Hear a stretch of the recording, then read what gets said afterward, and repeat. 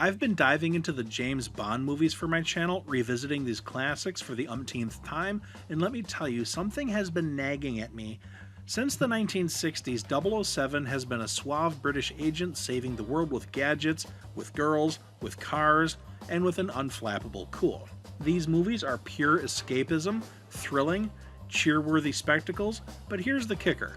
As entertaining as James Bond movies are on the screen, in real life, this guy would be a horrible spy. 007 would get caught, fired, or worse before his first mission was halfway over. Today I'm breaking down why James Bond, the cinematic legend, would be a walking disaster in the actual espionage world.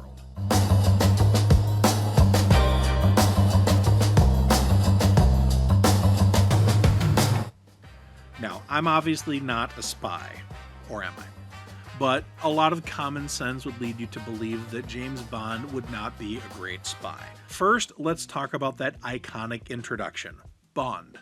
James Bond. He struts into a room, locks eyes with someone, often the main bad guy, delivers the line as cool as a cucumber, smooth as silk, but in real espionage, that's like painting a neon target on your back. I don't think spies would usually use their real names in a lot of circumstances, slipping through with fake passports and cover stories. During the Cold War, agents passed intel via coded letters, dead drops, never shouting their identity from the high-rises, announcing themselves like a game show host. In Dr. No, Bond drops his name in a casino, the James Bond theme music playing, and by the next scene, every thug in town knows who he is. It's like he's handing out business cards that say, "Secret agent, please follow me." I can picture 007's MI6 boss slamming his head on the desk. "James, we gave you an alias for a reason." I think real spies would rather chew glass than blow their cover like that. And then there are the gadgets. Bond's favorite toys. The Aston Martin and Goldfinger with its ejector seat, smoke screens, and built-in machine guns, or the submarine car and The Spy Who Loved Me, pure cinematic gold and fun to watch, but in reality, I think they would be logistical nightmares. A few years back, I visited the Spy Museum in Washington, D.C., and the gear they had displayed was all about stealthiness and simplicity, hidden cameras, listening devices. Nothing flashy, just practical tools that don't scream spy alert. Bond's gadgets are so over the top they'd either malfunction or give him away instantly. In Thunderball, James Bond zooms off on a jetpack, which is awesome, but noisier than a lawnmower in a library. Bond's tech is like a kid's toy exploded. Fun to watch, but he'd be busted before he could say Q branch. Now, let's talk about James Bond's love life. The guy cannot meet a woman without it turning into a soap opera. He seduces allies, villains' sidekicks, and even random passersby. It usually works out for him in the movies, but in real spying, I think romance would likely be a red flag. It clouds people's judgment, opens agents up to blackmail, and can unravel entire operations. I'm no spy, so I'm speaking from pure ignorance here, but common sense would lead me to believe that real spies build trust without crossing that line, staying mission-focused. Sure, seduction can be a trick to extract information from a mark.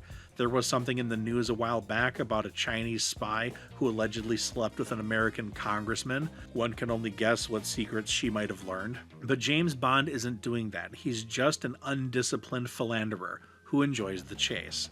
In From Russia with Love, he dives into a fling with a woman sent to trap him, somehow flipping the script. In reality, that's how you spill secrets over candlelight dinners or get a stern talking from HR. In The Spy Who Loved Me, Bond and Agent XXX are caught in bed by their bosses.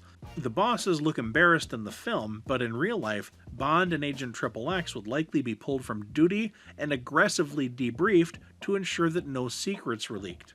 Bond's action scenes are another issue. He's always in some insane chase, cars screaming through cities, skiing off of cliffs, or fighting on speeding trains. It's all thrilling and fun, but I don't think real spies would like that kind of attention. Espionage is being about invisible. Espionage is about getting away with the spying without anyone noticing that it happened. In the movie Live and Let Die, James Bond tears through Louisiana in a boat chase, smashing docks and probably ruining somebody's fishing trip. He leaves a trail of chaos and destruction in his path like a toddler. Now let's talk about James Bond's drinking. Martini, shaken, not stirred. Iconic, sure, but here's a quick aside. That's actually the wrong way to order a martini. Shaking a martini makes it cloudy, overly diluted, it aerates the liquid, altering the texture and taste. Stirring gently is actually the way to go. Despite Bond's influence on bars, stirred, not shaken, would actually be better. But the real issue is that James Bond drinks way too much. In Casino Royale, he's tossing back vodkas during a high-stakes poker game to save the world. It looks cool, but alcohol is a liability in espionage and really in any other occupation. It dulls the senses, messes with your memory, and makes you sloppy. One wrong word at a bar could blow years of work. Bond's boozing could have him messing up his cover story or passing out mid-stakeout. Picture him defusing a bomb after 3 or 4 martinis. Red wire, blue wire, where's my olive? His hangovers must need their own mission briefings. Bond's wardrobe is another dead giveaway. He dresses like he's heading to a black tie gala or luxury photo shoot. Tuxedos in casinos, tailored suits on a stakeout. In Skyfall, he's in a sharp suit infiltrating a Shanghai skyscraper. Might as well wear a neon sign saying foreign agent entering.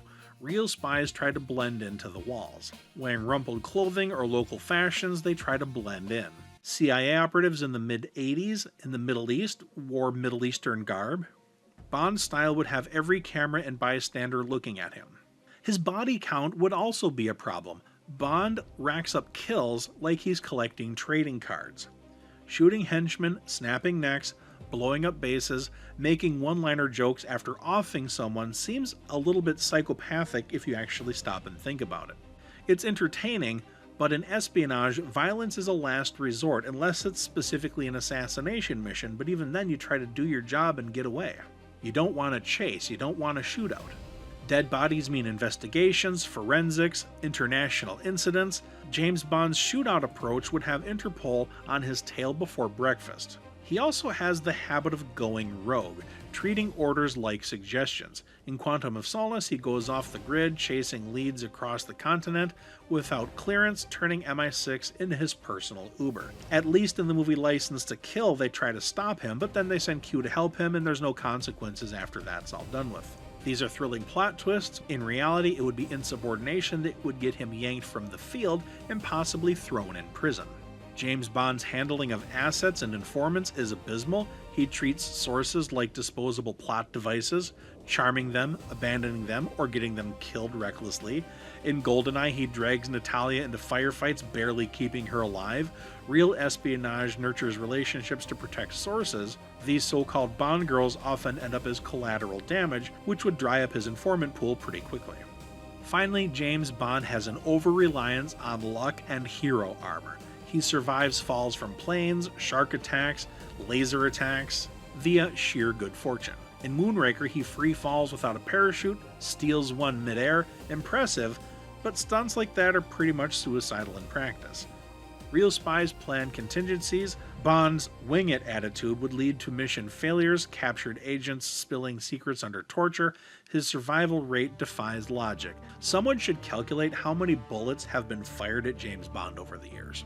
Despite all of this, or maybe partially because of this, I love these movies. 007 is bold, flashy, impossible to kill, but real espionage, I'd think he would be a disaster. Actual spies live on stealth, that's what the word spy means. It requires discipline and sobriety and following orders.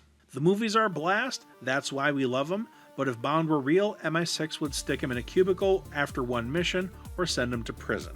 Drop a like and subscribe to this channel if you want more content like this. My novels Judas Kissed, Becoming Quincy, and Death Siren are all available on Amazon.com, and you can read a free sample of my novel Death Siren on EricWilfredWatson.com. This is Eric Wilfred Watson, signing out.